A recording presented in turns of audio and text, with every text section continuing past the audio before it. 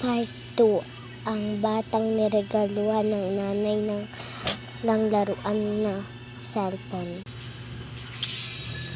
Ang boring. O anak, ito regalo ko sa'yo dahil alam kong nalulungkot ka dahil nawalan ka ng cellphone. O tanggapin mo.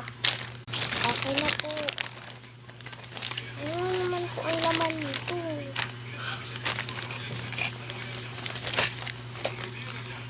Ang cute, mommy. Ang cute ng notebook.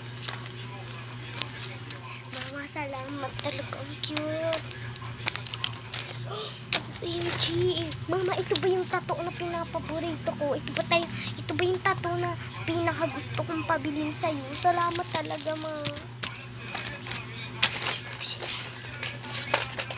Mama, ito ba yung pinapabili ko sa'yo nakaraan pa? Ay, mama, talagang gusto ko to, ma. Gusto ko talaga to, promise. Hala, mama, ito ba yung gusto kong mga ipit na pinapabili ko din nakaraan? Yung batang-bata pa ako, pero ngayon hindi ko pa din nakakalimutan. Ang ganda. Uy, yung pamaypay na ballpen.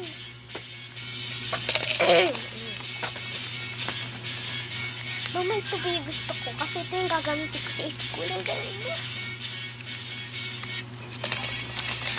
Alam mo, mama, ito ba yung pinaka-paborito ko sa mga notebook? Ang cute na, uma. Oh. Thank you, ma. Sige, anak, walang anuman.